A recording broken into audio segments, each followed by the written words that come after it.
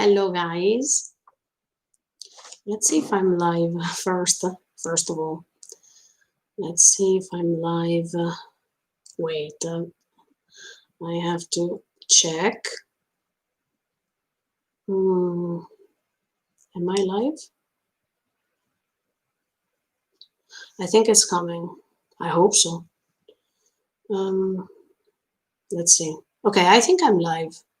Yeah, I think so. Yeah.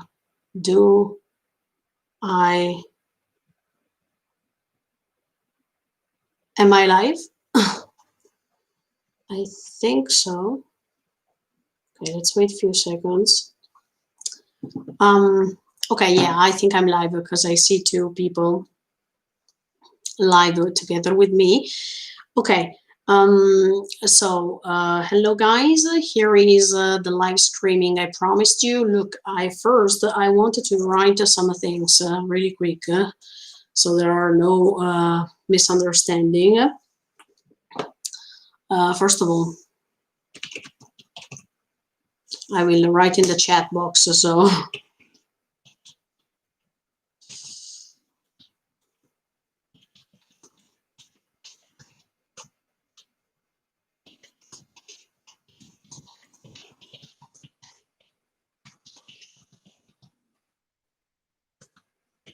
okay.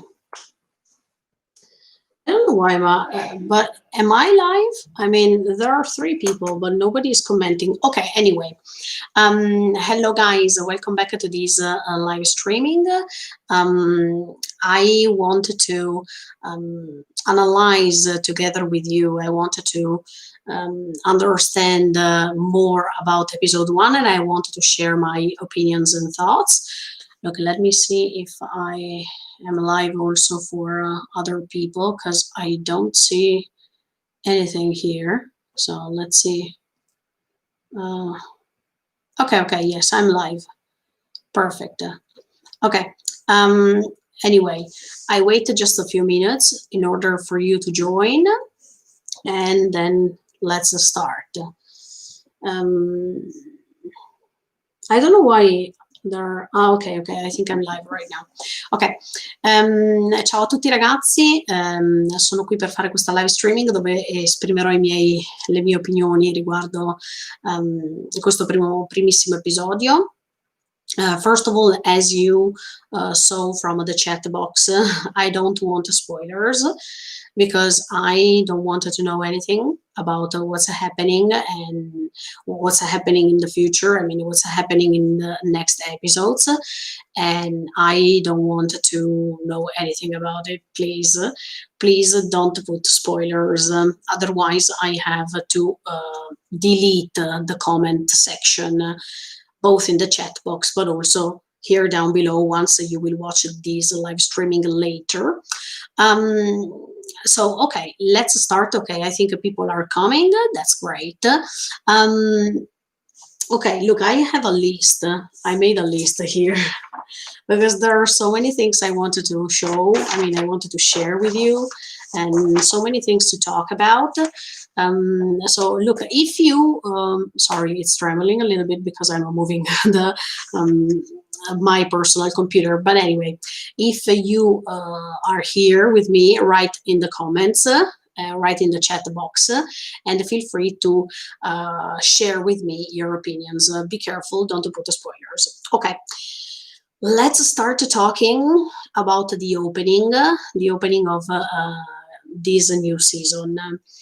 To tell you honestly, I thought it was totally different. I mean, I like it, but I thought it was totally different, a different type of music, a different style. And I've read so many times in these hours that this opening quite represents the season itself. You manga readers all know what's happening in the future. I don't, because I am an anime only. It's written even in the title, so it's perfect.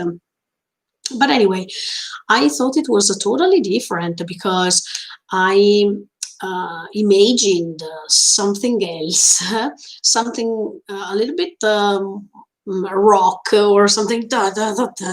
Maybe because I'm used to Linked Horizon, and that's why I thought um, the style was a little bit different. But I have to say that while watching this opening, yes, Apollo the leader, thank you so much for your first comment, and thanks for joining. Yeah, exactly. There are no spoilers. And this is quite good because the fact that usually when we check the opening, we are a little bit afraid because we think, oh my God, right now they are going to show us something we don't want to see.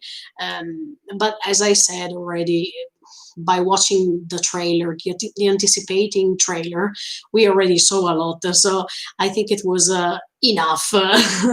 And that's why probably they chose this opening without the spoilers, without anything, because it was better like this, in my opinion, too. I don't like spoilers, so you know this. And the fact that for the first time I see an opening without anything, without showing us anything in particular. Okay, let me say it's not so true the fact that we didn't see anything, because even if it was for some seconds, I think we saw some things. We saw the fact that there were some scenes in which we see some war scenes. We see lots of bombs, so lots of explosions. So I think it's the great representation of what a war is, and that's my opinion about this. At the end of the opening, I saw something, but I don't know what that is, and I don't want to know. But yeah, it's strange as an opening, full of colors, full of mess, confusion, and that's what happened to me while watching the episode, because I was totally confused.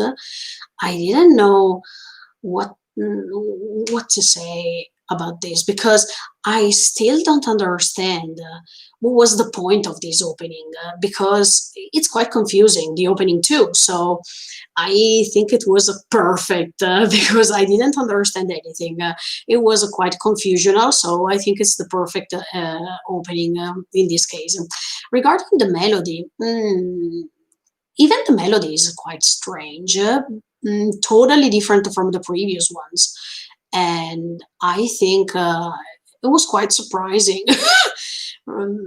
I didn't know what to expect actually. I mean, I had an idea of what to expect, but then wow, it was something unexpected, 100%, and I think it was quite good. Then yes, Apollo the leader is saying right now, I really liked the first. Okay, Jesus Rivas, hello. I really liked the first episode and the opening. Anime only here. Yeah, welcome to the club. Yeah, Apollo the reader is remarking something great right now, because he's saying that birds and titans falling. Yes, exactly. In this opening, I think one of the main things is that everything is falling down. It can be birds, it can be titans, it can be even the rain, because you see almost at the end of the opening, you see the rain falling down. And I don't know, everything is so colorful at the same time, but it's also so sad, because when you see birds falling down, it means they are dead, and usually birds don't fall down like this, right? Vertically speaking. So then we saw titans. Okay, then I will analyze the episode, scene after scene, and character after character, so you will understand what I mean. But definitely I have to say that this theme of falling, representing death, it's quite remarked, and I really enjoyed what I saw, because it's the real and essential representation of what we saw even in episode one, when war is the main theme. And yeah, so I think the opening was okay, but totally different from the others. And if you tell me, if you manga readers tell me that this opening is quite okay, I mean, it's okay for the season we are going to watch, I trust you, of course. If I have to give my personal taste and my personal opinion as a story that is called Attack on Titan or Shingeki no Kyojin or The Attack Titan, and right now we are in the final season, I prefer other openings, even if I told you that I really enjoyed, and even if it was something different. But if you compare this opening with the others, I think the others give me more this vibe of what Attack on Titan is. And this opening we heard yesterday, it's strange. I don't know how to define. I mean, I don't have any specific word to define what I heard, but yeah, the symbolism was important, and the colors, the contrasts. As I always told you in anime or even in openings, you see contrasts. They can be contrasts of colors, contrasts of meaning, because in this case, for example, in this opening, we find definitely these, because there is this plain color, let's say, in the background, and then all the other colors emerging from this, yeah, exactly, Apollo the Reader, this gray color, exactly this background color, that it can mean almost everything, because it can mean, look, when everything is gray, it means that it is without a soul, without personality, without breath. In this case, that means as if it's a deadly atmosphere, right?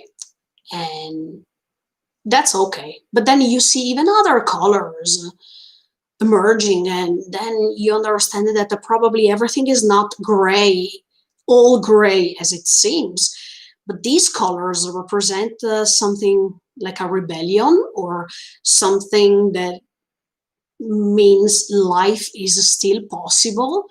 We are still alive, so we have the proper way of thinking, of changing things. So there are so many things to say about this opening, and it's not obvious as it seems. But yeah, when I first heard this, I said, I prefer other openings.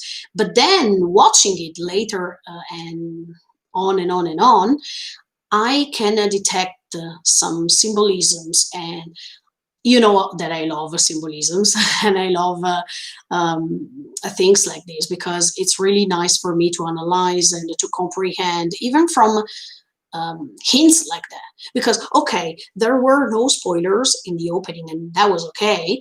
But at the same time, I think it was really beautiful to see these hints that are not the spoilers, but they make you understand what's going to happen or what you're about to see. And okay, I think a thumbs up, but at the same time, yeah, I remind you, if I believe or if I think about the Shingeki no Kyojin as what I've seen till now, I think I would have chosen another opening, but that doesn't mean I don't like it.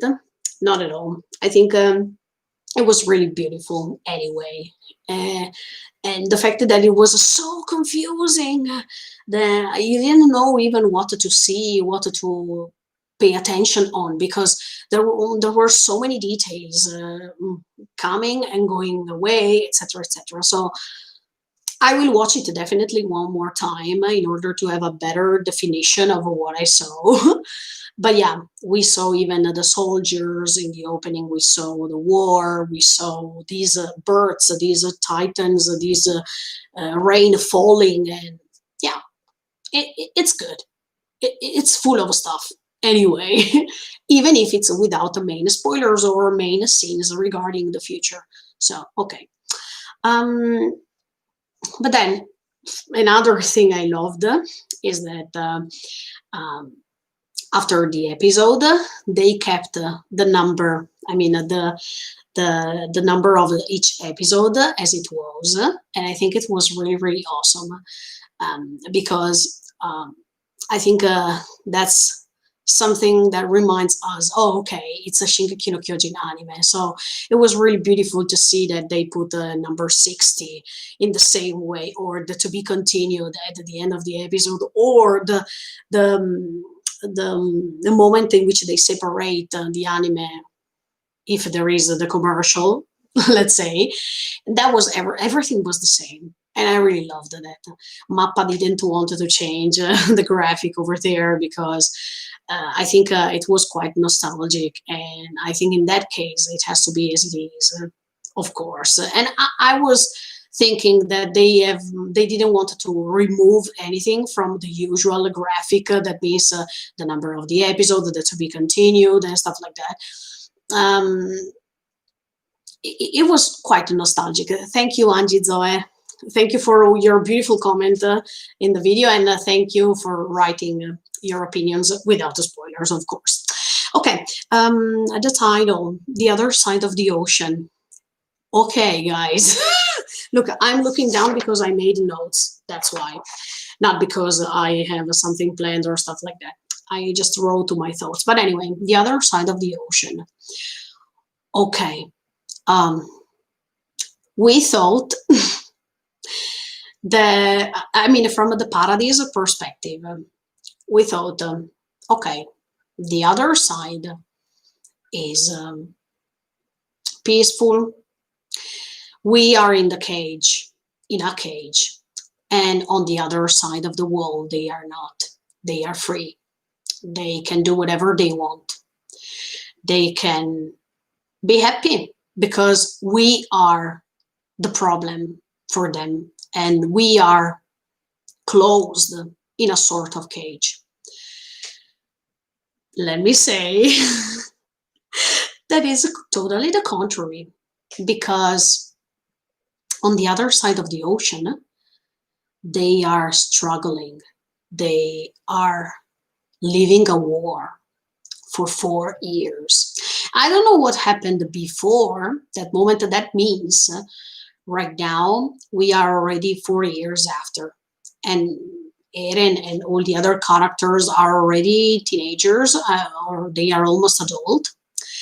And I noticed this because they said after we lost the Colossal and the female Titan, this huge loss, we had to handle this war for 4 years.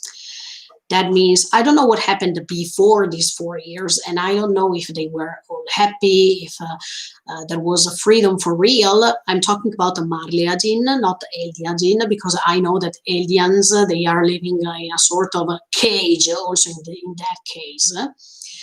But yeah, I have never expected to see that what we thought about the other side of the ocean is not the usual thing we think, and is something different.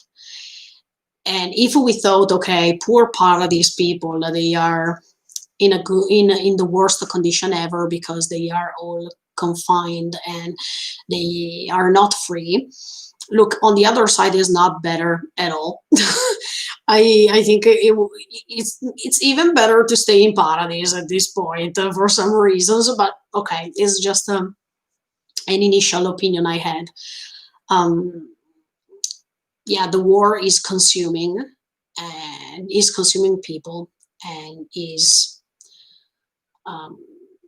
making us understand how hard is the reality of war. And even if we think that on the other side everything was okay and they were the poor people who were confined and it was so terrible, yeah, but on the other side, don't think that they are happy, don't think that they are okay. They are living a bad moment also on the other side of the walls and on the other side of the Umi, I mean the ocean. that was really good to see, because usually, even in real life, we have some opinions in our mind that other people can be better than us, or they can live better than us, etc., etc. But until you see, until you really focus your attention with your own eyes to see if if for real the other side is better than where you live, you will never know. And that was the, the most important point of the episode, in my opinion, because I think all of the Paradise people, they are thinking, oh no, on the other side they are free, on the other side they are living better. That's not the case. And I think maybe Eren is arriving, and I mean, is arriving. I think he's already there, because from what we heard on the preview of season 3 part 2, he is already there, but we didn't see him. um, and yeah, I think that was really amazing to see, definitely. This contraposition, this contrast. And at the end of the day, it seems that the Paradise and even the Marley, they are quite the same. They have problems both, and they don't know. They don't know how to.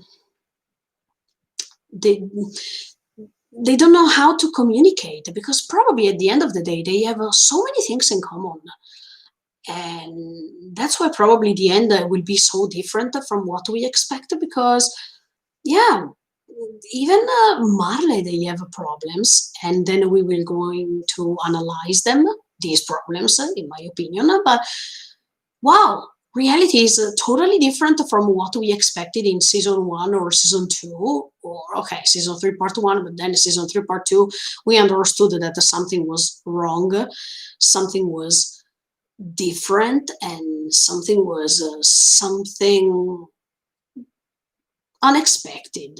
Yeah, because usually we have this idea of, okay, they are wrong and we are right. I still have so many doubts about this, because I really believe that there is a hidden truth, and maybe we are going to discover the opposite thing, and I can imagine what's going to happen. Definitely, I don't wanna think about this, but yeah, I think it was really beautiful, the first part, because we understood this difference, this contraposition, and the reality as it is. And it's nothing that we expected before, but it's okay, because we have to see the other side right now. We have to discover more about what's missing, the piece of the puzzle that is missing in order to understand all the rest. And I think we are going to have so many beautiful explanations coming. Can't wait, of course. Um, then another thing, sorry, I will read your comments later, so don't worry. I will read all of your comments. But anyway, I will go on, because I have so many things to say right now, and there is the risk I can't finish. And then I discovered another great thing that for me, it was not obvious at all. I mean, we discovered that there is that there are other countries. Okay, as I said already in some live streamings before, I have never expected, or I have never imagined that Marley was the only country outside the ocean. I mean, after the ocean on the other side. But at the beginning of the episode, it was quite confusing, because I didn't understand at the beginning why they were fighting with other people. I didn't understand it, because I thought that there were Marley versus Marley, or aliens versus Marley. I mean, it was a little bit confusing. But then, okay, I understood that there is this Middle East task force. I mean, this Middle East region, Middle East area, that is trying to steal the Titan's power, because these Marley, I mean, the Marley mission to gain the Shiso Titan failed, and they also lost two Titans. That means the Colossal, and Annie. That means the female Titan, and that's why these Middle East country, let's say, I don't know the name. I understood just a Middle East country and stuff like that. But anyway, they are fighting because now they want some of the Titans' power left. But on the other side, Marley wants to defeat them because the main point right now is to go and take the Shiso Titan, that means Eren in this case. And I think that's surprising as well, because we were so used to see Paradis versus Marley, Paradis versus the rest of the world, etc., etc. But right now we see that even Marley has problems because they have to defeat other countries, and the focus is moved from a Paradis to the reality outside the walls. I mean, on the other side of the ocean. So the fact that there are other people against Marley, that's I mean, I have always thought that there were other countries, but I've never imagined that other countries were trying to defeat Marley for their own reasons. So, do you remember at the beginning we thought that Paradis, they were all alone, nobody understood them, no, all the other side of the ocean, I mean, the rest of the world, they confined the Paradis because they were Warui. I mean, they were bad. They were blah, blah, blah, blah, blah, blah. But at the end of the day, Marley is having huge problems because on the other side, they were defeated by Paradis. And on the other side as well, they have other countries trying to defeat them. So who is in the worst position right now, Paradis or Marley?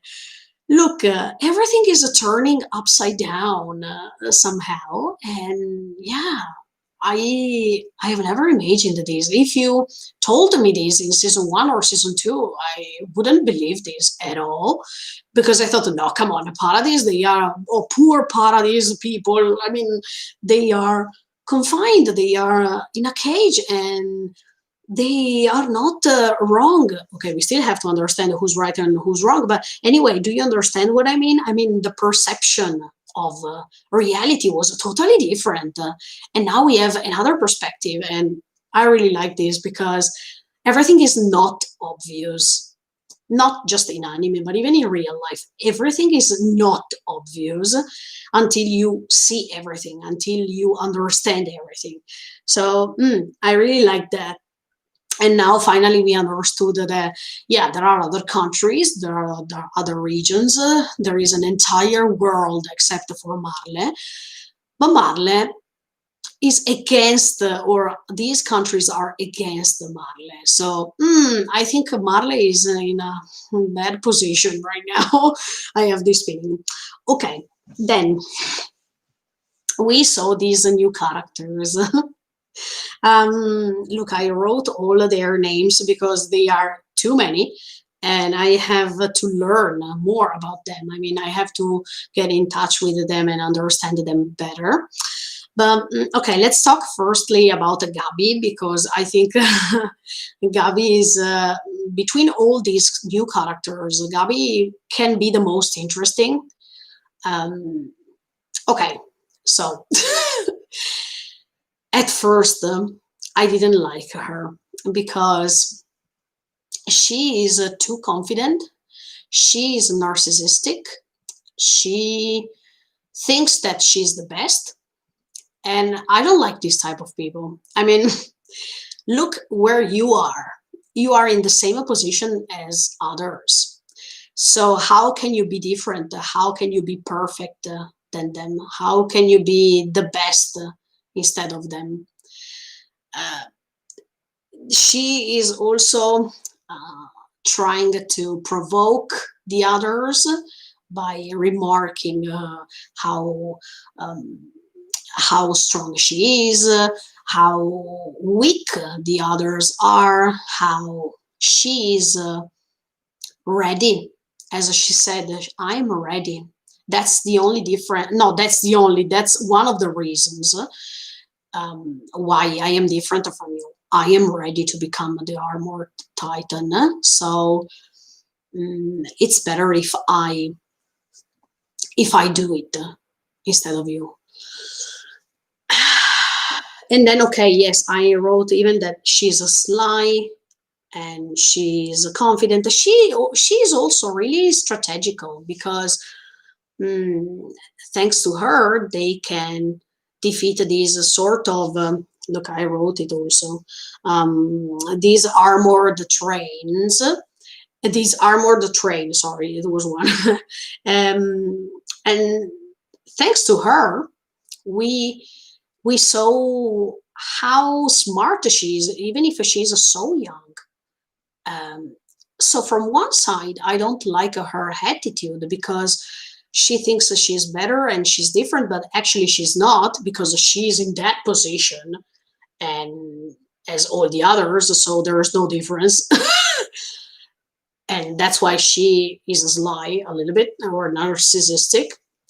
But on the other side, I have another view, and I don't know if you have the same opinion. I think Gabi has not the fault to be like this. Follow me. I'm not saying that I like her, but I can understand her because do you remember when in season 3 part 2 we saw that Grisha was about to be brainwashed, or Zeke was about to be brainwashed by his parents, etc., etc. Gabi is living on the other side of the ocean, so she has a totally different view of life, a totally different view of the world, as a paradise people have on this side. And maybe Gabi was educated to be like this. So I don't think she is the fault girl because probably if we put ourselves in her position, probably if we were educated like this and if we were educated as look, you have to prove Marjin that you are good, you're not bad. You have to gain the honor from them. You have to gain the respect from them. And the only thing you have to know is that the Paradise people made a mistake. They did something wrong. So you are different from them, even if you are from the same root, because you are also Eldian. You are different, and you have to show them for this reason, for this, for that, blah, blah, blah.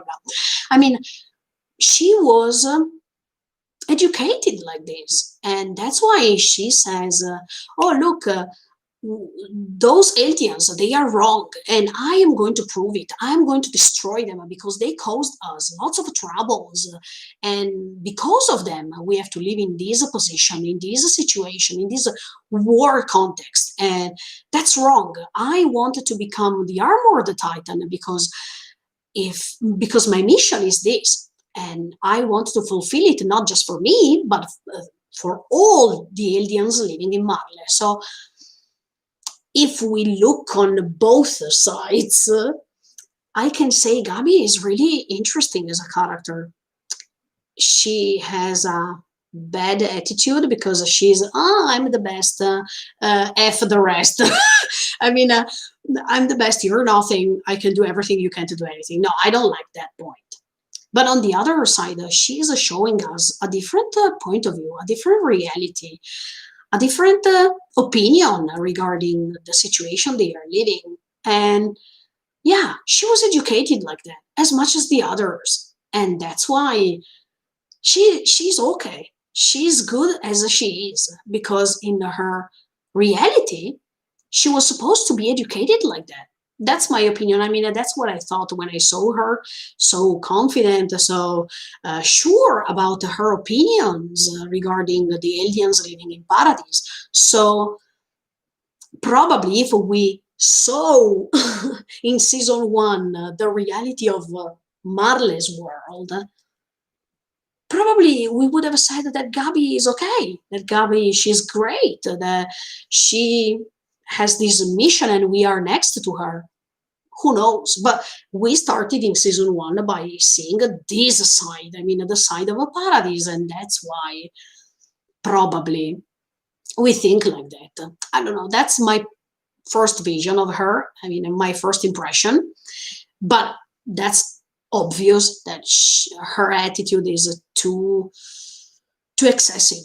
I mean, she thinks that she's the best, but at the end of the day, she's a girl. I mean, she is not even a teenager. I don't know how old she is, but she's like a baby girl, and we can't pretend. I mean, we can't believe that at that age people are thinking or they understand everything that is surrounding them. They are children, and we have to understand that, yeah, they can know some things, but at the same time, most of the things are still hidden in front of their eyes, and so we can't judge them so easily or in such a hard way because they are kids. Let's think like that. Even okay, even Eren was a kid when we started this adventure, but yes, as I said, it was another context, and we had just that version of the story. Now we see the other version, and we have most of the times we have to put ourselves in all the positions possible in order to understand them better. I think so. But anyway, yeah, I hope she will modify her attitude because I don't think she's going so far away if she keeps going on like this. I think the more she will have this attitude, the more she will fail. So I hope she will change somehow. And the thing you that's the thing children usually do when they are teenager. They change. Even Eren, I'm pretty sure he changed because, as I told you many times, one thing is to be a child and one thing is to become an adult. There is this different dimension of reality, and there is this difference. So let's see what's going to happen in the future. Yeah, for example, I didn't like when she provoked Falco and the others by saying, what did she say? She said, "Yeah, you're different. I am the best thing happened here." Or she said to Falco, "Don't try to be so kind with these people. Do you think that if you follow the law of wars, you can become the new armored titan? No, that's not the way." I mean, yeah, she has this sly attitude, but she's still a child. Maybe she can change it. Let's give her an opportunity. Then, if she's going to be wrong all the times, let's see. Okay. And then, yeah, in my opinion, she made this sort of a mistake when she said, "I am a different Indian." No, you're not different from them because you're still there and you're still an alien. So stop pretending you will become a Marleyan, I mean a Marley person or something like that. You have to be honest with yourself and face the truth. But she can't because she has expectations. She has dreams as a child.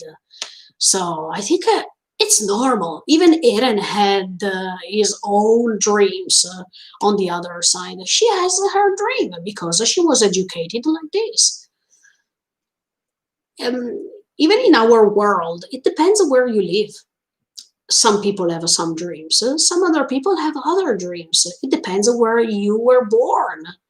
So I think this is the portrait of reality. In this first episode, we see that some people believe that here is the worst place in the world and the rest is like a paradise on earth, but it's not, because we saw that even Marley has lots of problems. And second of all, we see the difference of dreams they have, because all these characters have different dreams. It depends where they lived and what they experienced, how they were educated. So, okay, let's keep a question mark on her. Regarding Falco, okay, I wanted to say one thing. Okay, first of all, I recognized the voice acting of Tanjiro. of Demon Slayer. I heard that somebody was about to be I mean, I knew that the voice acting of Tanjiro was supposed to give his voice to one of the characters, but I didn't know to whom. But yeah, okay, Falco has this voice acting, and I'm really, really surprised and happy because I think Tanjiro's voice is quite amazing. I really like him. Second of all, I wanted to say another thing. In Italian, okay, I am Italian. My mother tongue is Italian. Ciao a tutti. But in Italian, falco means hawk, the bird. Okay, hawk. And this was amazing to know because when we see the trailer or we see the first scene of this episode 1, we see, I think that's a hawk somehow, the bird that is flying at the beginning, right?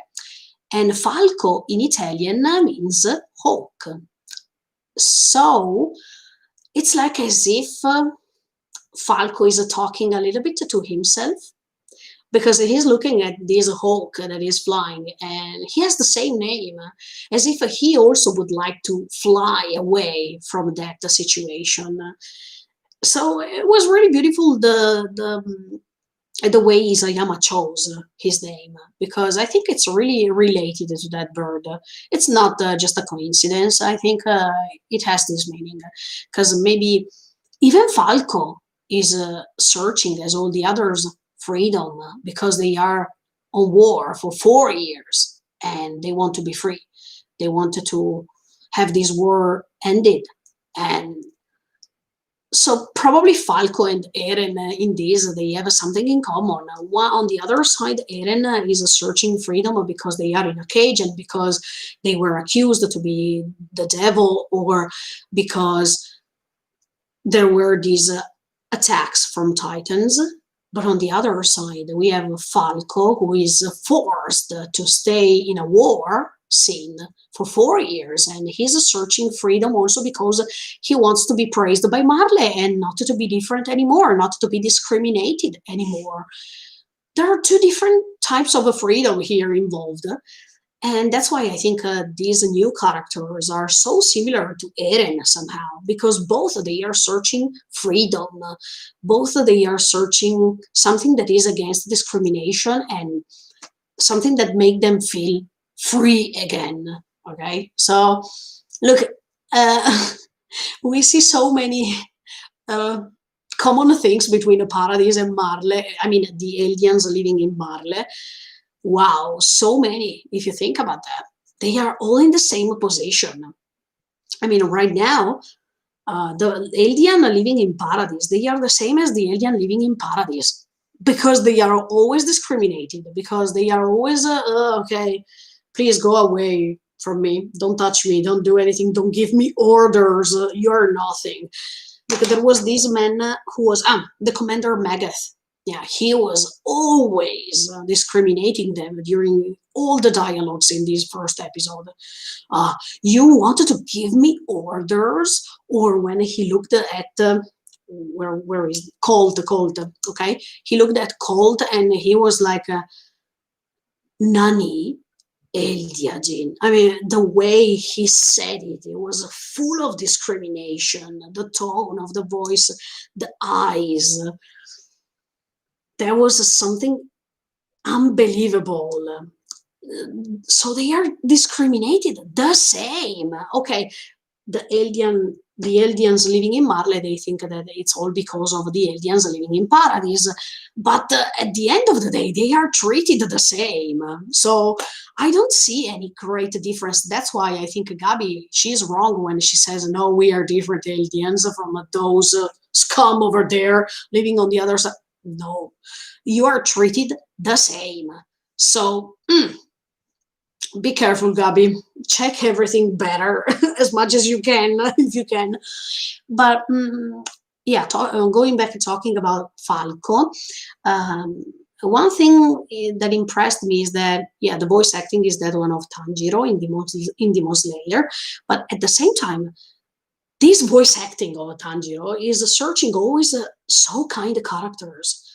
I mean, Tanjiro, if you remember, he's really kind. He is really grateful to others and to other people, and he likes to praise other people, to put other people in the first position rather than himself. And look, Falco is doing almost the same. I think Falco is really kind, and he has a nice personality. He wants to protect Gabi because he always looks at her, and he's afraid to lose her, and he's afraid for others. So this is a nice attitude he has. Personally, from this first episode, I can say I like him because he's not the person who wants to be selfish or something like that. No, he likes to protect others, and we saw it when Gabi was trying to let this armored train explode. Look, he was running as soon as he saw that Gabi was in a difficult situation. So I could see Tanjiro in Falco somehow, and I like that the voice acting is giving his voice to two characters who have more or less, let's say, these same personality. I'm talking about episode 1 only. I don't know what's happening in the future, so please don't tell me. But I'm just guessing. I'm just commenting what I saw here. And then Falco surprised me because suddenly, when he was confused, I mean, he was saying something referring to this probably three-dimensional weapon they have in Paradise, that they use it in order to jump from one building to the other. I don't understand why he said something like that. He said, I thought I was flying or something. That was surprising because how does he know? I mean, okay, I remember Zeke said in season 2, I mean, when he took away the weapon from, I don't remember, sorry, his name. Look, they were fighting in season 2, and Zeke arrived, and he was in front of this Eliagin in Paradise. I don't remember. Mike, thank you, Hector. Mike, and he is taking away his weapon, and he's saying, what is this? Oh, this is a new weapon you use against us. Let me take it away and let me think about it. I mean, so, okay, Zeke took it away and brought it back probably over there. I don't know, because how can Falco remember something he has never seen? He's a child too, so that's quite confusing. But anyway, that's what I felt when I heard that. And yeah, but anyway, I like him till now. Then when I saw him confused like that, he said, who are you? Why am I here? And something like that. And then Gabi told him, look, you're here because you are in a war. It's 4 years now, so blah, blah, blah, blah, blah, blah. So yeah, he reminded me of Rainer when he was confused when Marco was eaten by a titan because of him. And he reminded me of him somehow. When you have this sort of two personalities in one, and it depends where you are, in which context, and probably you have to act a part, and then you become the same character you're acting. I don't know how to say it, but yeah, I felt like that. Oh, it was a Reiner part 2 because he had this moment, this problem to understand where am I, what am I doing, who are you? This moment like that, I felt the same thing. And then, okay, we saw Udo, that is the one with the black hair. He can translate. Why? I mean, he can translate the language of this other country that is attacking Marley, maybe because he studied the language, maybe, I don't know, but he knows, he knows these people coming from another country. And look, I and also in that case I saw how Falco is kind somehow, because he was trying to rescue these other people coming from the other country while he was almost dying because he was injured. And Falco is saying, tell him, because Udo can translate, and he said, tell him that I'm trying to help him somehow, etc., etc. But Udo is, how can I say, so realistic. He would like that Falco understands the situation they are in, who they are, because they are judged to be Akuma, to be the devil, and stop being kind to people who are judging us for this, or who are always discriminating us for almost our entire life. Please understand this. And yeah, Udo, sometimes he became crazy too, because he was about to to push the head of a Falco while he was thinking his own things. But yeah, I think he's realistic as a character. He always thinks about reality, and he doesn't think about there is a different option. No, in his opinion, they are wrong. They are seen in the worst way from other people, and they don't have to forget this. While Falco, he says, or he thinks, oh, there is a person who is in a difficult moment right now. Let's help him, no matter what those people think about us. Let's show them that we can help them, and we are not bad as they think, probably. So then I saw Sophia, but I can't say so much about her because it was just one frame. I mean, it was not enough for me. Then we saw Colt. Yeah, Colt, I told you, he was rescuing Falco at the beginning, and then he imposed his.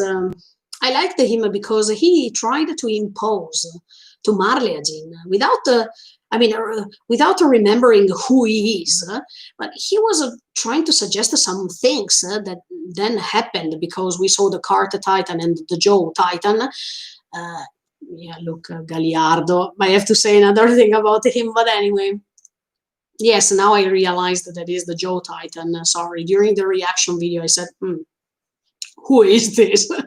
But then I counted all the Titans, and of course I think that's the Joe Titan. That means Ymir's Titan, because I don't think it's the Hammer Titan, because we saw it in the trailer. Then there is the Beast Titan, the Yoroi Kyojin, the Armored Titan. And then there is the Shiso and the Attack Titan, that is Eren. So the only one left, the female Titan, the only one left was the Joe. So it means Ymir was eaten by him, because in the flashback, do you remember, she was chained and she was about to be eaten or to finish her life somehow. So now my thoughts are, does he remember something regarding Ymir? Does he feel the memories of Ymir or Ymir? I wanted to discover more about him, this Galliardo, because look, in Italian, as I told you, even for Falco in Italian it means hawk, and that's the reminding of the bird we saw at the beginning of the episode. But Galliardo, in some dialects in Italy, some Italian dialects, Galliardo, if you say, che Gagliardo che sei, it means, you're so kakkoi, you're so great, okay? So when I heard Galliardo, I said, Galliardo? Because I was confused. Isayama sometimes is using even Italian names or something that is referring to Italy. And I really liked this because I can see some Italian part even in Shingeki no Kyojin. I'm proud of this I know maybe Isayama likes Italy too, who knows, but anyway. Then, okay, we saw these new characters. Then we saw this Commander Megath. I told you my opinions already about him. He is provoking them a lot, but he is putting the others on the position they should stay. That means you're nothing. We are Marley, you are aliens. This sort of discrimination that is the background subject here. It's so obvious, so clear, in my opinion. No matter if you are on Paradise and here. So I repeat you this. There is this thing in common. Okay, talking about the war theme, I saw new weapons, and I saw even these remind of the First World War, because the fact that they use the trench, the fact that they use these these tanks, because look, even in the First World War, there was the initial moment. I mean, it was the war in which people started using tanks for the first time, and it was something new, something they have never used before. So the fact that when I saw this armored train, it reminded me not of a train, but it reminded me of these tanks, and the fact that they were so used in the First World War. As much as the trench was this new strategical invention, let's say, to dig the trench and to make a trench and stuff like that. That reminded me of the First World War, because, yeah, absolutely. I remember even in Italian literature how much it was explained, the First World War, thanks to poems, thanks to novels and stuff like that. I quite remember this explanation. There is an Italian poet who lived in that moment, who's called Ungaretti. And Ungaretti was the poet who analyzed one of the best visions, let's say the best description of a war, the First World War. And yes, I remember the trench, the tragedy, the fear soldiers felt in their eyes. That is the same fear I saw in aliens over there, the 800 aliens who were supposed to go in the first row, to be the first people to be executed by the other countries who were trying to defeat Marle. So these sacrifice, the fact that they were sacrificed, and you see, I think Mappa made a great job in this case too, because they underlined the eyes full of fear, full of craziness somehow, because look, war can make you become crazy.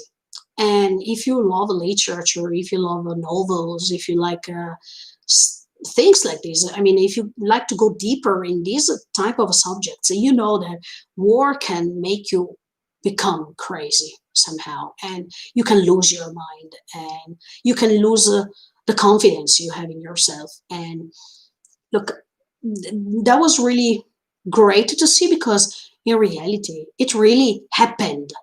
And I think Isayama wanted to underline this. I mean, the war. What's a war? Why we have to fight in a war? What's the main goal after the war? Who's going to win? Who's going to lose? All these things, but even the theme of a sacrifice is really evident here. These aliens are, okay, go die, please. You die, and in the meantime, we are safe because you are first.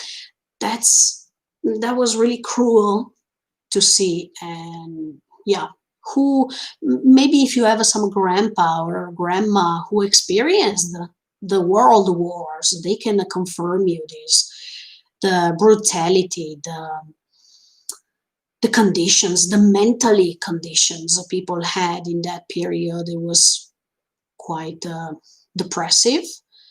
Many people lost their minds, and here we saw it totally. Yeah, I saw these two things from, oh yeah, the parachutes and stuff like that. But anyway, these armored train, they reminded me of a tanks. Sorry, instead of a train. But yeah, and also these trench. I think the trenches, they were the thing you understood immediately. Oh, okay, that's the First World War memory or it reminds me of that, definitely. But then look, we saw these cannons. Look, do you remember the cannons they are using in Paradise, that they are not effective at all, and no matter how much they use them, they are not effective. I mean, they can't beat the Titans. Here is totally the opposite. I mean, with one shot, by using those cannons, they can defeat the Titans immediately. I was like, was that easy? But then, of course, we see that the quality and the type of cannons are totally different. The thing they use in order to produce those cannons, and especially the bomb, okay, that is going to explode, is totally different. And here we understand how poor the quality was in Paradise. I mean, how poor was the material they had and the technology they had in order to develop things like this. But look, when I saw yesterday, I was like, I mean, wow. We thought Titans could resist or could survive after all these cannons attacking them and stuff like that, but no. Look, on this side, it's really risky for Titans to be there and to attack or to be in the war scene.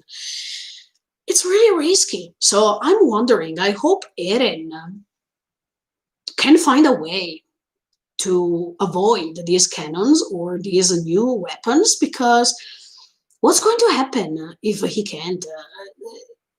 It's really risky. We are going to see something different, and I hope Eren can find another way to avoid these new weapons. He also doesn't know, because it's the first time he comes on this side. So I hope he will join some people who are going to tell him something regarding these weapons. Otherwise, it will be so, bikurishita. I mean, so surprised to see something like that he has never seen. It's like the picture. Do you remember the theme of the picture in season 3, part 2, when Eren is finding this picture in one of the books, and Angie is reading and she's saying this is called a picture because they have never heard of this before. I hope somebody is going to help Eren, because look at who. I'm not ready to see him dying like that. No, please. Okay.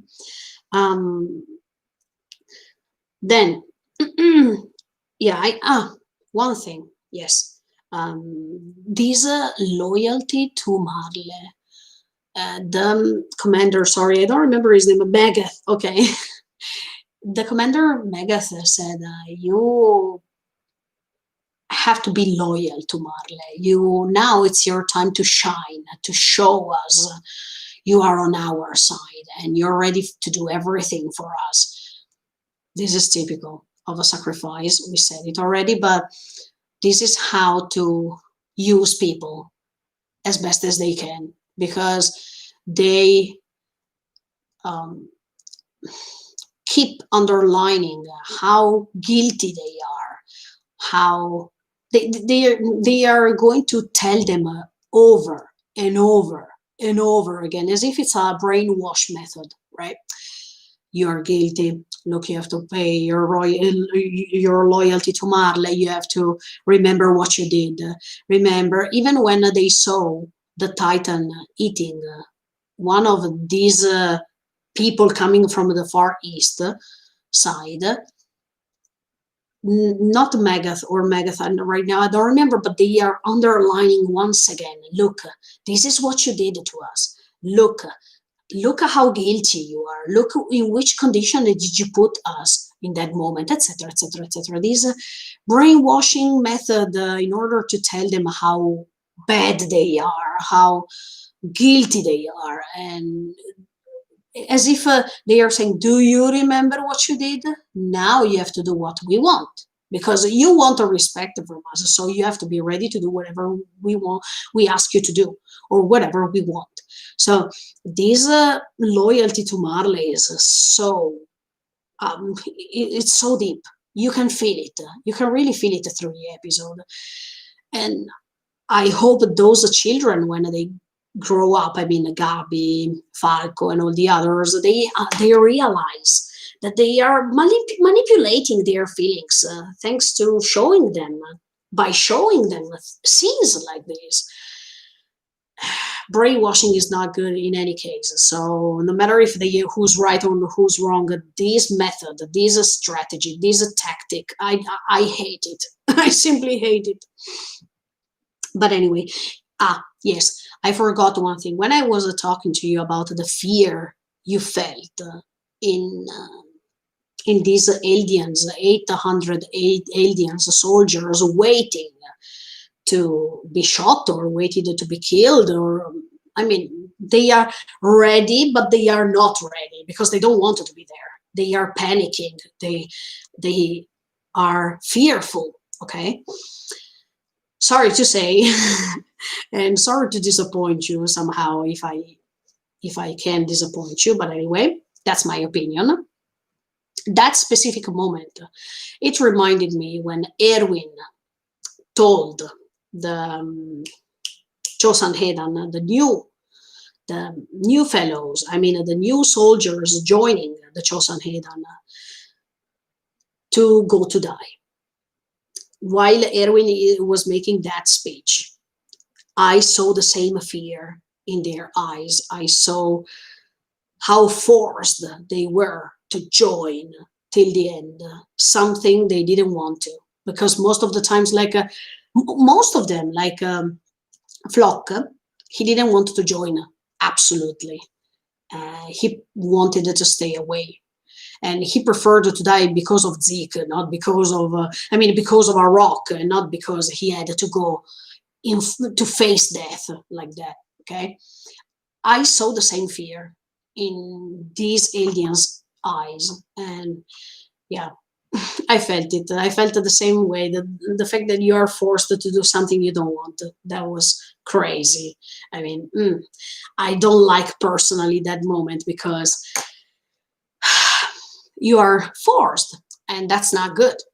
Anyway, even if I understand, of course, I can't compare Erwin's speech with this case, but we still don't know if Alien in Paradise are okay and the Marley they are wrong.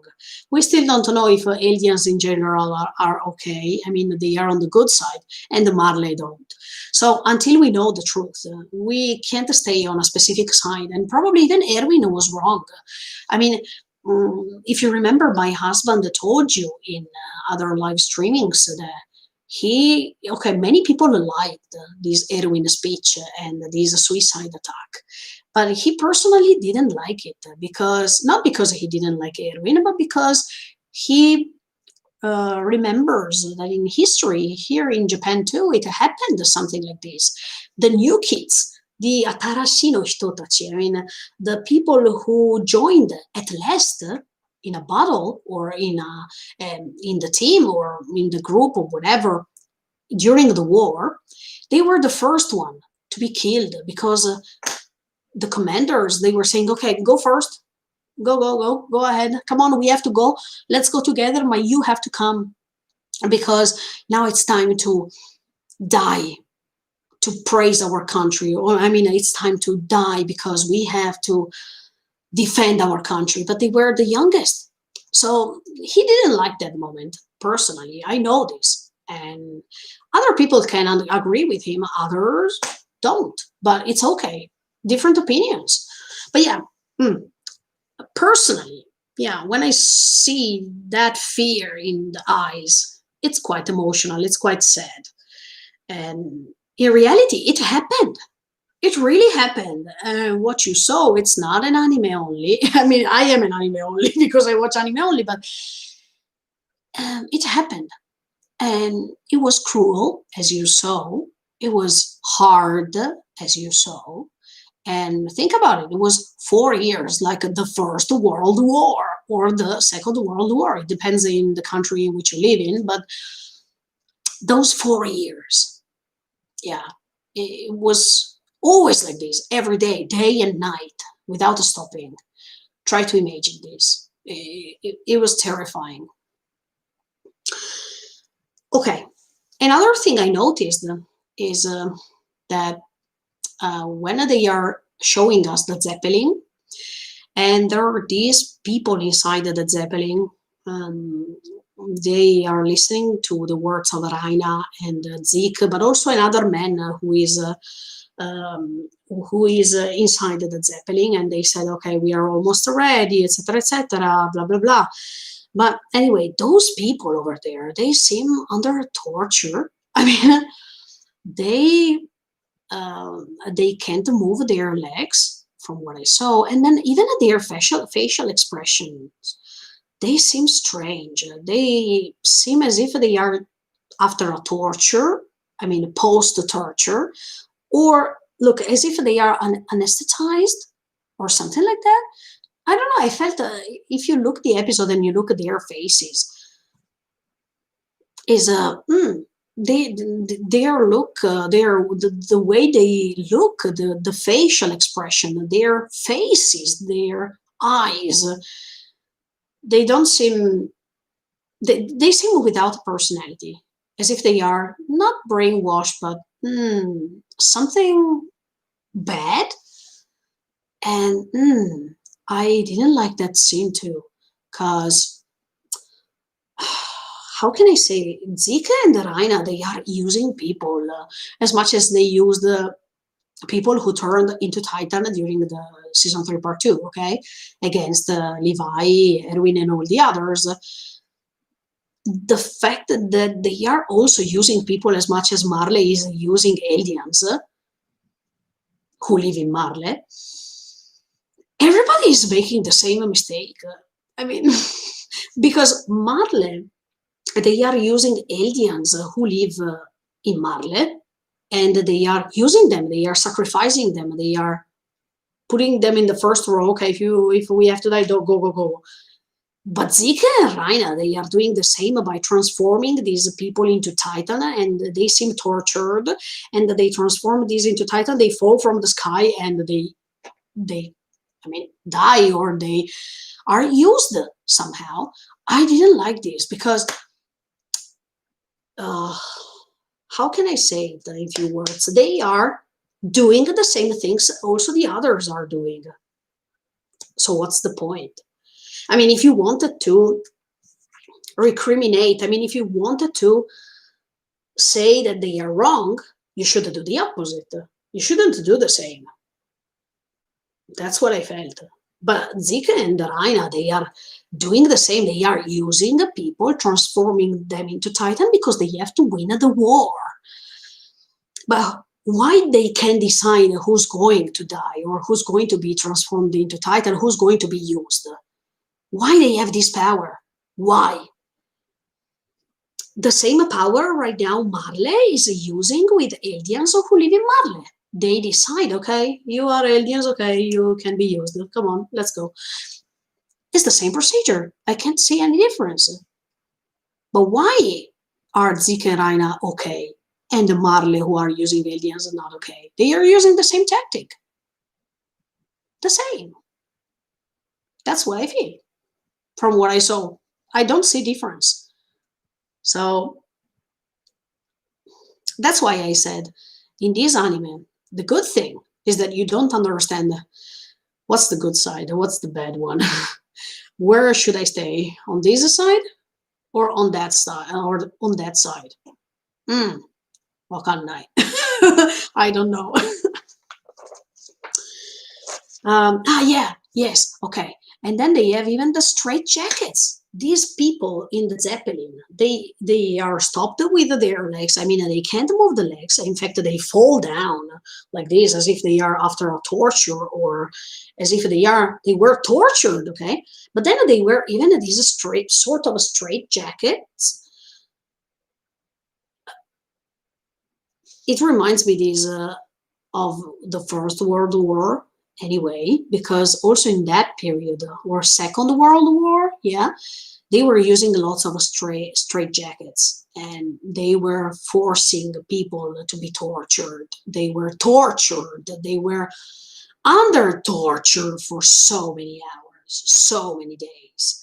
And of course, yes, you remember in Second World War there was this discrimination, etc., etc. You all know, okay? I don't have to repeat or I don't have to say some things because you understand what I mean. So, as I told you, I don't like Zika and Raina too, because they are doing the same things other people are doing with their people. So, who's good, who's bad? I didn't like to see those people inside of the Zeppelin as if they are tortured. No, not at all. I think that was not good. I don't know who those people were, sincerely. So I don't know if it was a revenge. It was maybe they were some Marley people. I don't know. But anyway, the context, the concept. If you don't want that they do something to you, don't do the same things you don't want. That's what I believe. Okay, I wanted to underline one thing because even in the comments you told me, look, I know that Zeke can transform titans whenever he wants. I know that Zeke has this power, okay? Because we saw it in season 3, part 2, when they appeared all together, and there were Zeke, there were Raina, I mean, there were everybody, and Zeke was appearing with Titans already, Titans, okay? And Zeke was already Zeke. That's what I saw in season 3, part 2. But what surprised me, and please don't confuse this because I followed Attack on Titan, I know what I saw. I have never seen Zeke as a human being, not as a Titan form, as a human being, screaming, and by screaming, transforming these people into Titan. That's the thing I said. I mean, in the reaction video, I'm saying this. I'm saying, could he transform Titans like that? Because I remember that when in season 3, part 2, he appeared already as a Titan. And of course, if he screams or if he has this power, okay. But I didn't expect that he could scream as a human, not as a Titan, and he could scream and he could transform Titan. I wanted to precise this because that was unexpected. I didn't expect it to see this. That's the only thing. Okay, then another thing is that, okay, the Joe Titan is called Gagliardo, and I'm quite interested because I wanted to see Gagliardo, what did he say to Ymir before dying. I want to understand, because this is a huge question mark. I mean, or I wanted to understand if Gagliardo, can remember something of Ymir or Ymir.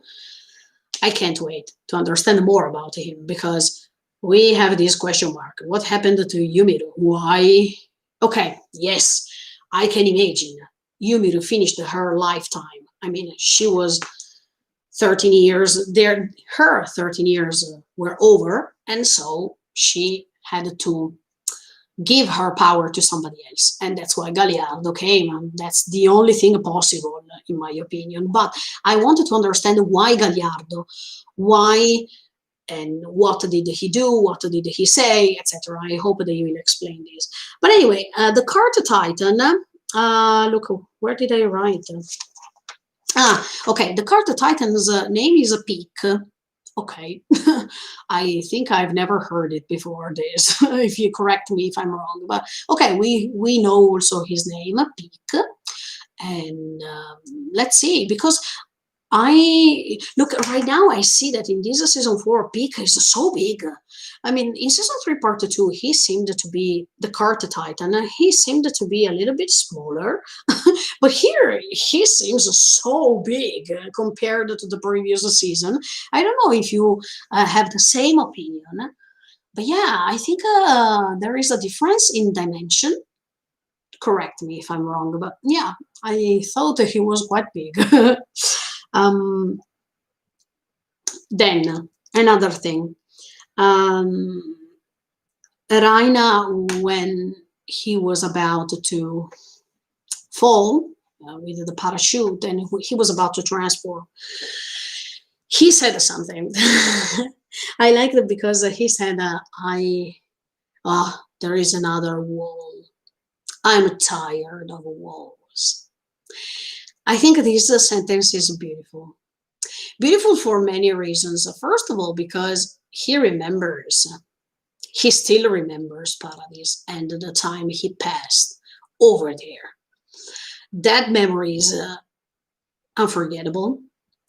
And second of all, because do you remember when, okay, even my mother said it multiple times in her reaction videos, but I also believe so because I told you in other live streamings, so you can go and watch them, etc., etc.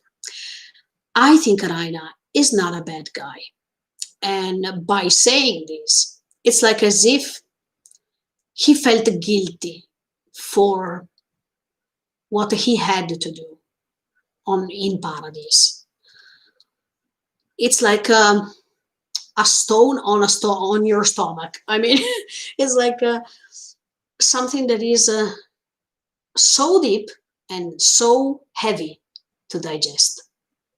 And I think he will never forget the time he spent in Paradise and what he had to do, and the fact that he found good friends over there, but he had a mission and he couldn't be corrupted by his own feelings, so he had to follow the mission. But I still believe that Raina regrets. I mean, in my opinion, Raina would have liked to stay over there with those type of friends, because they are the same actually. I mean, Raina was transformed into a titan from what I understood, because if Gabi wants to become the new armored titan, okay, it means that even Raina is not a Marleyan. I mean, he's not from Marle, but he's an Eldian who lived in Marle, and that's why he inherited the Titan, the armored Titan, because he was used by Marle to defeat the Paradise Eldians.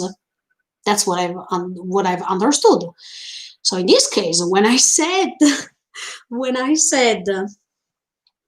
Raina and Eren are the same somehow, I was right. Because I thought they had something in common, but I think now it's clear.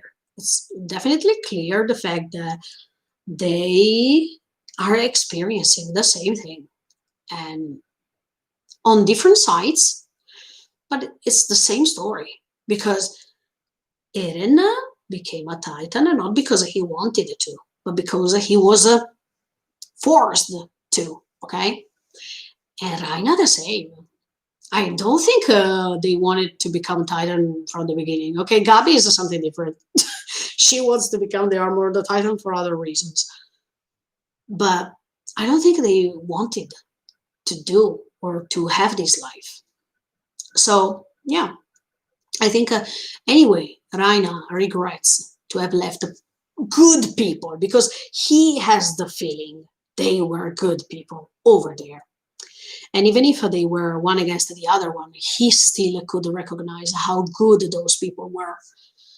So I think this. I think when he said, "No, come on, another wall," that means it's already heavy to digest. Why do I have to see this once again in front of my eyes? The wall, the wall, the wall. I don't think he is a bad guy. I still have to, yeah, look, of course he's not. Yeah, I can't wait to watch Reiner's story deeply too, because I think he deserves it for the same reason I said. That means we were used to see that side of the reality, okay? But now we are on this side, and we have to get used to it. We have to try to go beyond our prejudices and see the difference and see something else, and then we can decide. I mean, after we see all the stories of all characters, we can decide, okay, I am on this side, I am on the other side. But before that, let's wait and let's discover more about them, because maybe they are all good and we made a huge mistake from the beginning. We still don't know. Okay, here I saw also the fact that Titans are in a Warui, I mean, in the worst position right now. Usually, since season 1, we thought, oh, the Titans are unbeatable. The Titans are scary. We are scared of Titans. Every time they appear, oh, who's going to die? Who's going to live? We can't beat them. We can't. They are too strong. They are so powerful. They are unbeatable. But in this reality, I mean, in this first episode, we understand there is somebody else that is stronger than them. And for 3 seasons, we lived with a passion. We saw, we watched, and we were afraid too of them, because we said, oh no, they are coming. Oh no, the armor, the Titan is coming. The Colossal is about to destroy everything. So we were in the position in which we said, how can we beat them? But in this first episode, it was so evident how to defeat them. But the problem is that Paradise doesn't have the same technology, the same weapons. That's it. And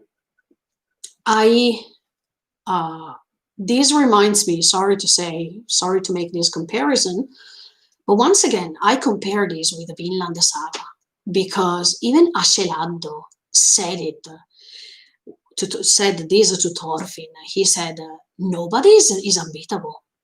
There's going to be somebody else who's going to become more powerful than you and who's going to defeat you. So no matter if you think that enemy is so strong, don't worry. Time flies, and time will go on, and he or she will be defeated. So yes, I already said everything about the opening at the beginning, Max. Yes. So I think, yeah, I saw something of Arcelado in this moment when I saw that even the Titans are beatable, and even the Titans can be defeated easily. It all depends on the perspective. You watch everything. And this is another example. So the more we think something is unbeatable, the more we are wrong, because everything has an end, no matter what. So even the Titans, see, they have a time limit. They have these 13 years, and once they finish these 13 years, they are finished. So this is one limit they have. But now we discovered that they have some physical limits too, because they can be beaten so easily. And we have never expected this. This is a turning point. I mean, this thing went upside down. It destroyed our thoughts about the Titans in 1 second. I mean, in a few frames, we saw at the end of the episode that Raina, I mean, I don't know if he's dead or not, but because he also has to be changed, because Gabi and the others wanted to, yeah, I'm going to be the next one. As if it's something, yeah, great. Look, Gabi, when she laughed so hard after she let this, how can I say, this armored train explode, she was laughing, yeah! Okay, you're still in a war. Anyway, but okay, we saw this. We saw this point, and that was great, I think. Look, a few other things to say. I wanted to tell you two of my question marks. Okay, Marley won. They won, but it was not such a great defeat that means, oh, they are unbeatable. No, they won because of the Beast Titan and thanks to Raina, but otherwise it was quite impossible. Okay, and right now they have to find Eren because they wanted to remark how powerful Marley is to have these Titan powers, and other countries want them, but if they find the Shiso Titan, if they find this Founder Titan, they become unbeatable. I mean, they have everything. So if they have if they have this Founder Titan, they are okay. But it will not be easy because Eren, I don't think he will be so polite. No.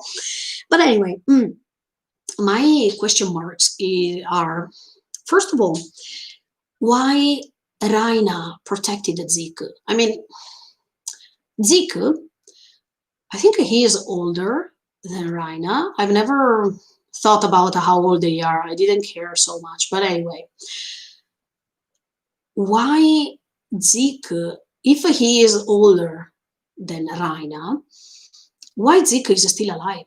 I mean, he also has 13 years, right? But if he has 13 years to live before being dead, I mean, before being finished, why didn't he die already?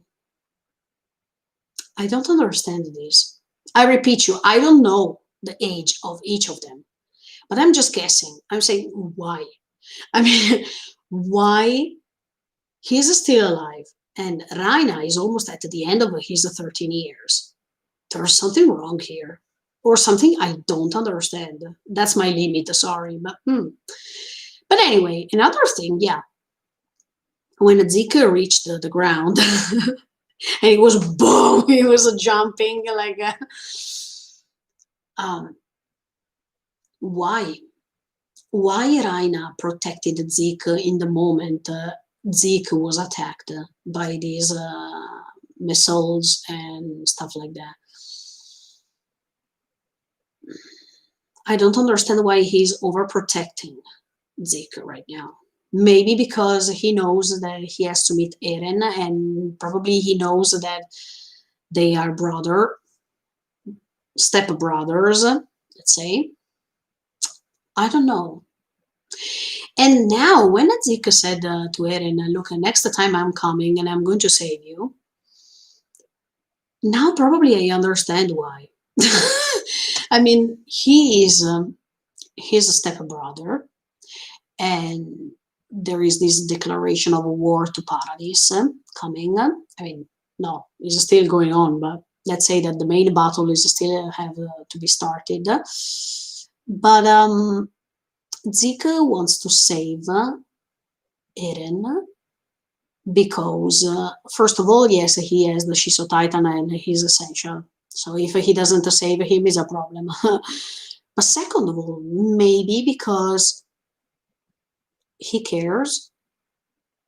I mean, if Marley is going to start a war against Eren in Paradise, and Eren is going to be defeated, he's dying. I don't know which of these options is the proper one. I don't want to know. I want to discover it by myself. But that's quite strange that Raina stayed in front of Zeke to protect him during that attack. Why? I wonder. And second of all, look at the end of the episode. Okay, I understood it's Jan because one person confirmed me, but it's okay. I think it was obvious.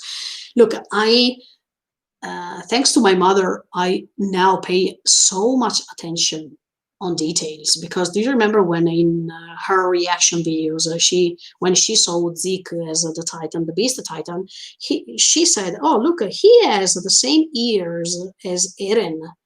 And at that time, I said, "What?" I mean, I've never paid attention on this, because if I paid attention on this, probably I would have understood that Zeke had a sort of relationship with Eren somehow, or he was connected to Eren somehow, right? But then, yeah, at the end of the episode, that's John, because by seeing the key visuals, I saw that he now has a little bit of beard here, and he has longer hair, and the color of the hair. So that's why I thought, okay, that's John. But the main question is, why is Johnny Marley? I mean, two questions. How did he do it? And why? Okay, why? Probably because he's a sort of a spy, and it's okay, because they have to attack. I mean, they wanted to go on the other side, because I think once Mikasa saw that Eren was not coming back, she was so afraid that she said, okay, let's go immediately. Let's go to bring Eren back immediately. But on the other side, how could he be able to stay over there? Because it was not easy. So how did he do it? Probably he went with Eren, and Eren helped him, or maybe both of them are. They have long hair right now, because look, Eren at the end of season 3, part 2, he started having longer hair a little bit, and now 4 years passed. So John made his hair becoming longer, and maybe Eren too. So they are not so recognizable as before, and that's why they can go inside Marley and they can infiltrate in Marley. I don't know. I'm just saying some stuff, but why is he here? Or how did he do it? I don't know. I have to think about that. How did he do it? In my opinion, at this point, he went with Eren, because Eren is already on the other side. Mikasa told that to us. So, I don't know. Okay, these are all the impressions I had on this first episode. Then, of course, if you wanted to write some questions, feel free, but don't put spoilers, guys, because, look, I don't want to know anything. And for each episode, I will make a live streaming in which I tell you my opinions and thoughts. So we can share thoughts, we can talk about it, and that's it. Okay, now I'm reading your comments, all of your comments. Sorry for keeping you waiting like this, but it was better for me to explain you everything first, and then it's time to talk about what you think. I mean, the comments. Hope I don't find the spoilers, please. Okay, true. It gives me back memories of previous episodes. Okay, yes, I read it. I think it may be because the lines are getting blurred, morality-wise, hence the gray. Okay, we talk about the opening. Okay, everything may not be black and white. Okay, good. Also, this is true. I mean, there are moments following the opening and following the colors. The opening was enhanced. I think, yeah, I think you're right. There are no black or no white colors only, but there is even gray color. And probably, by going back to what I said before, who's right? Who's wrong? Who's in the middle? Who's the real villain? Who's the real culprit? Who's the real poor person? We still don't know, because we needed to know many other things. So it's not just a black or white. That means that it's not just a people who are wrong, people who are good, but there are even people who can let us discover other stuff, and we can change our mind, probably. I can't wait. Look, if there is a plot twist like that, I can't wait, because usually it's all so obvious, but then when there is a plot twist, oh yeah, you stay like that and you are so surprised till the end. I like this type of stories, and if Attack on Titan is this type of story, can't wait. You're welcome. Thank you, Angie. Thank you. What do you think about the CGI? Okay, thank you, Jen R. Sorry, it took a lot of time, but then we made it. Okay, the CGI. I heard yesterday in the comments I read there were so many people arguing about this theme. Let me say one thing. In my opinion, Mappa did a great job. And in my opinion, always in my opinion, then you can agree, disagree, whatever. It's up to you, but it's not a problem if you don't agree with me. It's okay. With the studio couldn't make this first episode, in my opinion, as best as Mappa did. Because in this battle we saw, we needed different motions. We needed a different technique. And I'm not saying Wit was wrong or Wit was bad. Absolutely no. And I think Wit helped Mappa to make something like this, something we saw yesterday or today, whenever you watch it. So I'm not disappointed at all. And I didn't feel so much the CGI in this episode as in many other contexts. I mean, as in many other anime or in many other episodes of other anime. I think it was well balanced. And look, I tell you this, I watched it from TV. I suggest you, and my TV is quite big. So the screen is 55, so I let you understand, but from the TV is something else, especially if it's a 4K. If you have a 4K TV, please watch it on TV. It's different. And it was amazing. NHK, look, there were no problems with NHK. And so if you have a TV, please use the HDMI cable and watch it. Because it's good. It's really good. I don't know why people felt problems about this, but not because I am perfect and you're not, or my idea is good and your idea is wrong. All people have different opinions, and we should accept all different opinions, even if we don't agree with them. It's okay. It's democracy. I mean, we have different opinions, but Mappa was good. I couldn't imagine Wit making something like this.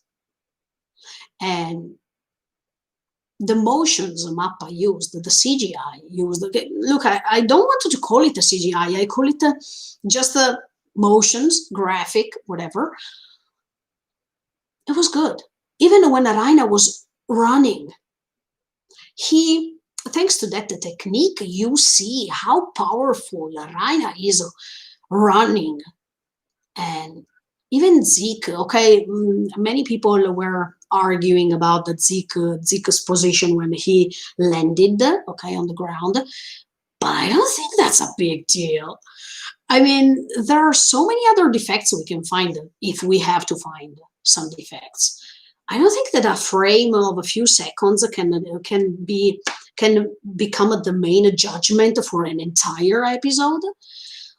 I think the facial expressions, I think the colors, I think the shootings, the frames, sometimes the view from the sky, it was beautiful. The view even from the ground by looking at the sky, it was amazing. Of course, I'm talking about the music later, but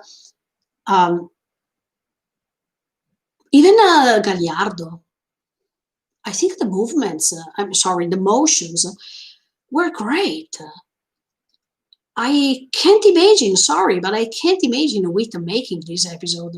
And that's why Mappa was chosen, because in interviews they were saying Wit was not able to make something like this. I mean, they needed something else. And Wit didn't join, not because they were busy. Okay, they are, but not because they are busy, but because they couldn't make you feel this, what we saw. So Mappa was good. They made great things, in my opinion. And I know that many people were waiting this because they were um, waiting to judge or waiting to compare. This is something obvious. These are two different animation studios. And I think all Mappa team was expecting this, the comparison. But this is, from my point of view, this is not something good to do. They are different styles, different things, different ways to show us things. And we should not compare. We should enjoy. Because if we start comparing, we don't enjoy anymore. And okay, we can prefer one instead of others, but try to imagine, was Wit able to make those scenes the same, with the same quality? I don't think so. But not because Wit is not able to make things. Because Wit is good for some things. And Wit is prepared to make some things. Mappa is good to make other things. And they were chosen because this season need something different. So ask yourself, was Wit able to make what you saw yesterday or today or whatever? In my opinion, no. I repeat you, not because Wit is wrong. I mean, it's not a good animation studio. Not at all. I love Wit because when I followed the Vinland Saga, it was Wit. So I like Wit Studio, and I thank Wit Studio for what they created in season 1, season 2, and season 3. But right now, we need something else. And that something else, Wit can't give us this. Yeah, I know the CGI. Look, okay, so the CGI was good for the Colossal in season 3. Why it was good for the Colossal and is not good for the other Titans? What's the difference? I mean, if it's good for Colossal, I can't imagine the Colossal with the CGI and all the other 8 Titans without. That's strange. Why one yes and the other 8 or the other 7 no? But because I say 7 because Eren has also the Shiso, so okay. But why the other 8 or 7 can't have the same technique? It would be incoherent, right? I mean, if they kept what Wit did, Wit put the CGI in the Colossal, right? So if we watch now season 4, when it's time to meet the Colossal will be in CGI and all the others no. No. I think they should use the same procedure for all the Titans. And that's good. Look, personally, I repeat you, watch it from the TV. If you have a big TV and if you have a 4K TV, Monday night, I mean, no problems at all. Because last year I didn't have a 4K TV, but this year I have it. And yes, I can see the difference, definitely. So that's my opinion. Then, of course, I respect all of your opinions and thoughts.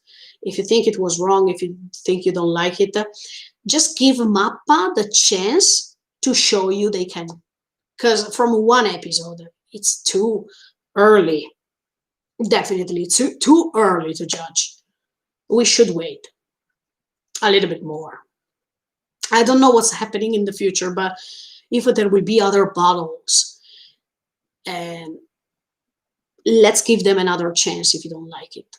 Because look, I want to remind you that Mappa didn't have the possibility to work on this in a usual office or in a usual animation studio. They worked on this most of the times at home because they were all smart working. The fact that they could make something great even from home proves you that this animation studio is great. So I know that it's typical of people to compare or to judge because it's good. That's the nature of anime, because After you watch an anime, you have your own opinions, your own thoughts, as I did till now, right? But instead of judging so easily, or to have these strong opinions based on 20 minutes, let's see. Because maybe now Mappa members could go back to the studio, could meet, could talk more, could compare things better than this. This episode, I think it was ready already some months ago. And I told you, here in Japan, it was not possible to go to office or to go to the studio. They had to work from home. And working from home is not the same almost, okay, as being at your workplace and stuff like that. So please, I understand some of you were disappointed, but in my opinion, I was not disappointed. It was good. I don't know what happened in the manga. I don't know if you manga readers are disappointed because they didn't follow some scenes instead of others. Tell me, if you are a manga reader, did they follow the chapter? I mean, did they follow the story you read? Was there something missing? Were you disappointed also because of this? Tell me, but let's trust them. Let's give them the chance. It's really hard. Put yourself in Mappa's position after the nostalgic moment we felt with Wit, after all the beautiful memories we have with Wit. It's hard to impose yourself. It's hard to step aside and say, okay, now it's Mappa. I mean, we are new. Hello. It's hard to introduce yourself in 20 minutes. So let's wait. I really, really liked what I saw. And watch it from TV. You will see the difference. Why is everyone so hung up on CGI? Look, can I say one thing? To tell you honestly, I was focusing on something else rather than the CGI. I mean, I put myself in the character's position. I was trying to understand more the setting, the plot, the story, the feelings.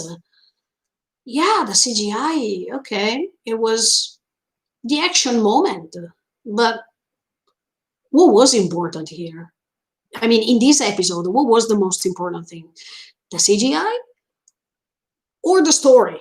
I mean, or the difference? I mean, now we see a new reality. So what's more important? Should we focus on the CGI or should we focus on the plot?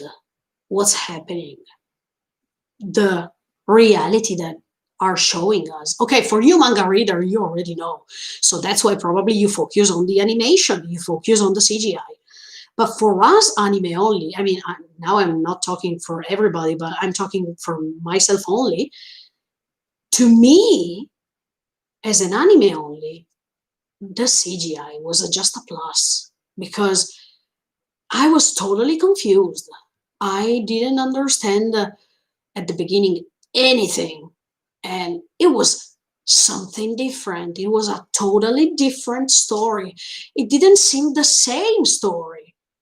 So I focused on something else. Of course, then I focused on the battle and I reacted because I love battles and I love to react to them. But in my opinion, as an anime only, I focused on something else. What do you think about the CGI? Okay, I already replied. Ciao, ma dove abiti adesso? A Tokyo. Wow, so many live streamings in 1 week. Yes, because look, we were waiting for season 4 and now you will see just 1 live streaming per week. Don't worry. Sasageyo.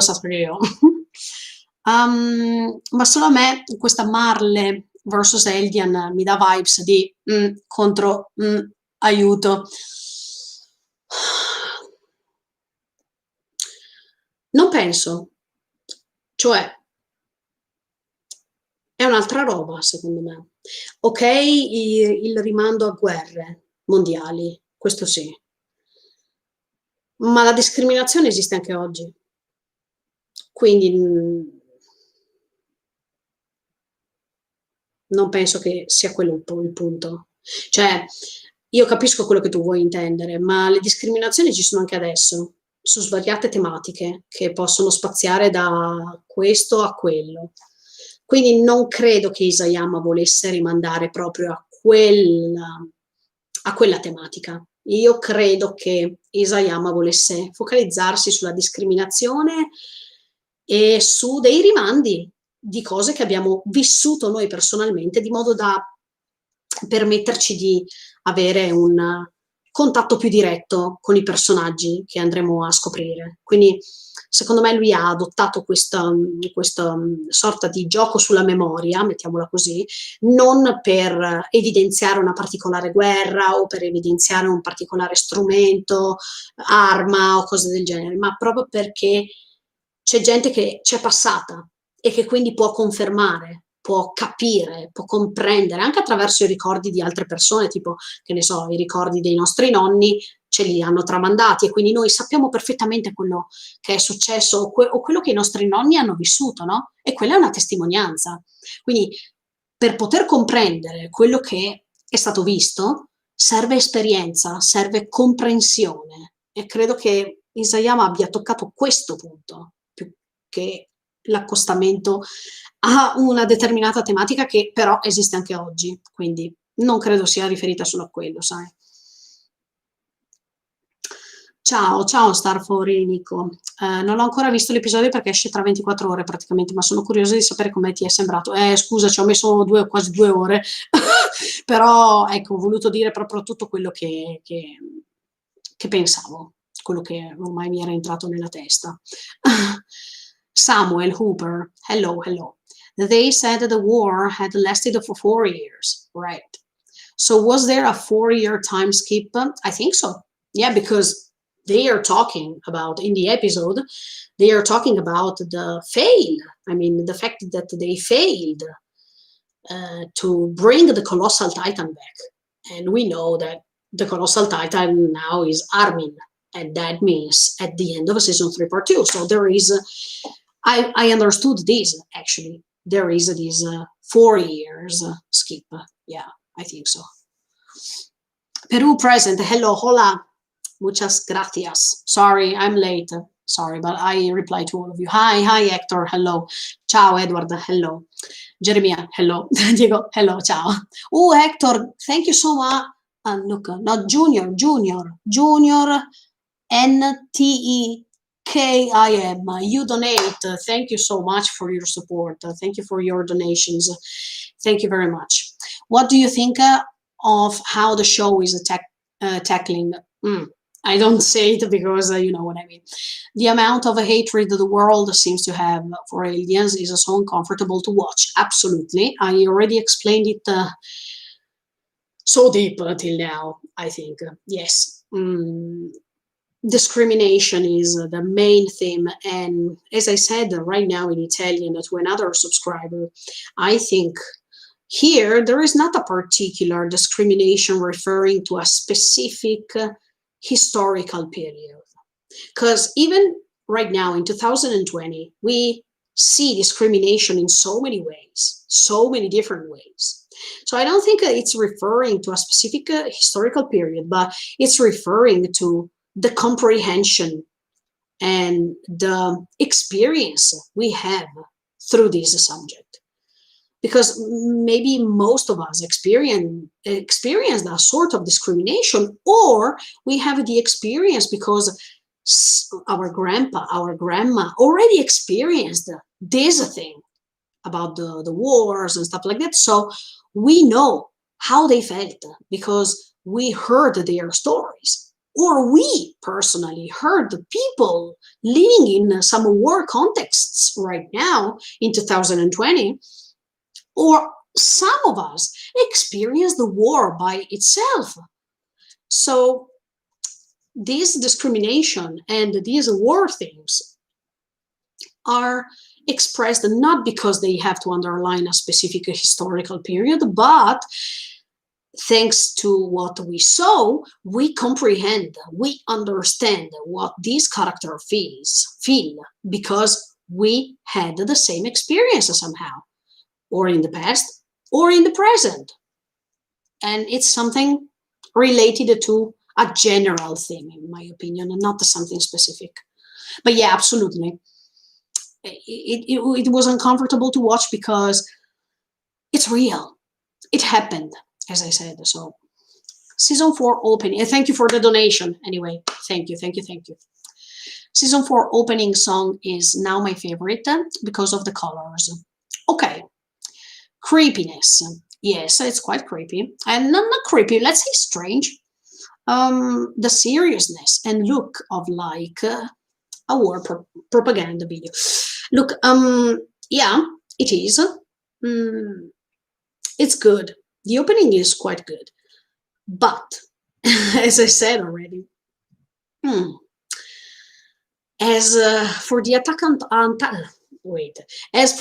Titan, I know the melody, I would have preferred something different, but that doesn't mean it's great. Of course it is. It's great. And we analyzed already some symbolisms at the beginning of this live streaming, so check it out later if you want. Ciao, ti è piaciuto il primo episodio? Ciao Emia, assolutamente sì, bellissimo. Wow, we are in it, ci siamo, insomma, ormai siamo all'interno della 4ª stagione. Konnichiwa, Nezuko, konnichiwa. Isaac Sanchez, hello, hola.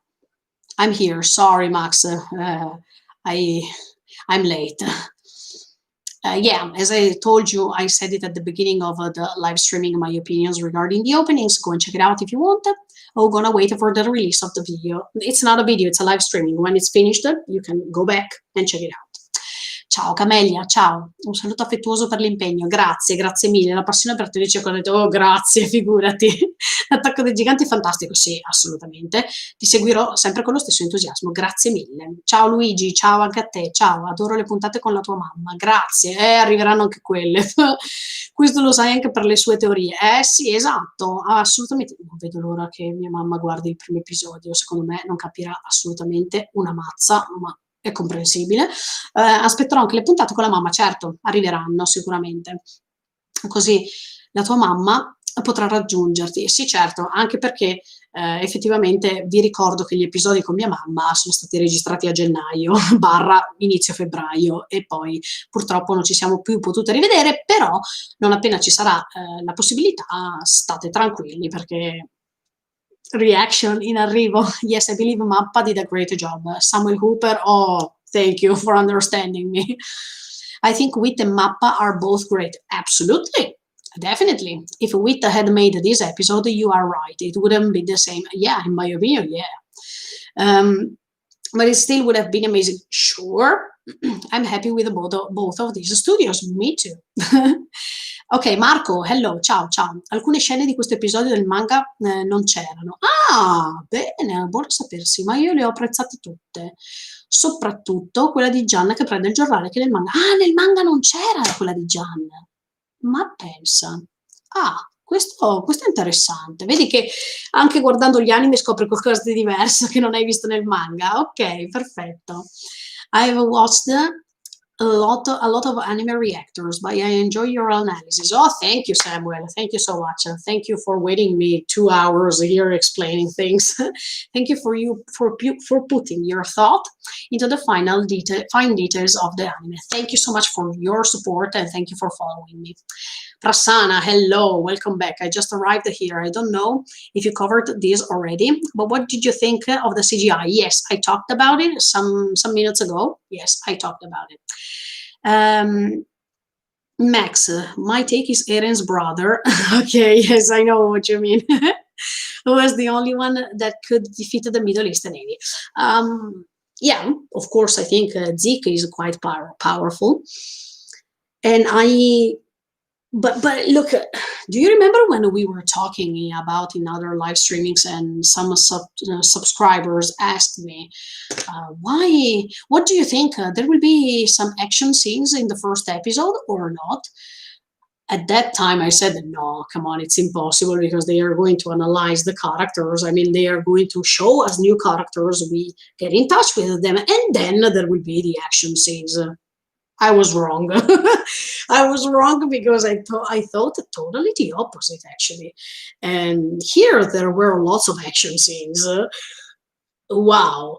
I mean, I was totally wrong, but I'm happy to be wrong because that proves me that I can't be right all the times. And so, but I was quite surprised. Absolutely. I think I was quite surprised to see an action battle in the first episode. Ooh, look, the tissues were here. Anyway, the tissues were here, but nothing happened that made me cry still. But the cruelty, the brutality, the sadness you feel in those soldiers over there, I think it's enough. Definitely. I mean, I didn't cry, but it was really hard to watch. I agree with most of you guys. Yes. Bertold's friend, that means Raina, or I don't know, is not that good at launching stuff so precisely. Ah, you mean Raina? Yeah, actually, he needed help. Raina, I think now he's almost at the end of his 13 years, as I said, and that's why they are trying to replace him, right? But I don't understand, Max. Maybe you can tell me why Zeke is still alive. Because I think Zeke is older than Raina, and he became a Titan a little bit earlier than Raina. Am I wrong? Okay, okay, don't tell me. Actually, no. It's better if you don't tell me. But yeah, he needed help. Because look, even if 4 years passed, Raina was almost beaten in season 3, part 2, and it was quite hard for him to regain power and to be as before. He was in bad conditions at that time. And that's probably why Bertold's friend, that means Raina. Sorry, he's writing like this because sometimes this platform is erasing comments if you put these names. That's probably why Raina protected him. That's the initial idea. Okay. Okay. Okay. But you are spot on in that there is indeed something else to understand. Okay. So good to know this. I can't wait to understand more in this case. Okay. What did you think about being introduced to international dynamics? And look, I said it before, but okay, let me repeat this. I think it was a surprising because for the first time we see that uh, there are other countries first, and that was quite obvious in my opinion anyway. But then we see that Marley is not invincible. And Marley has a huge problems right now. I mean, because we thought in the previous seasons, I'm talking about anime only, you saw people saying, oh, look, Marley is great. I mean, on the other side, everything is in order and they are so powerful and stuff like that. But right now we see that they are in a difficult situation, in a difficult position. And maybe that's what was the most surprising thing, because we have never expected this. I mean, I have never expected to see something like this. I have never expected to see a war between other countries, because Paradise was the main focus right now. But it's no more as before. And this is good because usually we see these, okay? But here we don't see. And it was important to see here too. So we understand the background setting we are in right now. It's okay. I literally tried to write Raina and Zeke names. Yeah, exactly. I usually I read all the comments, all. So that's the problem. We know. And to anyone writing comments that include the characters' names, they may be not reaching her. Exactly. Try using alternative concepts to describe the characters you're talking about. Exactly. Thank you. Thank you for writing this.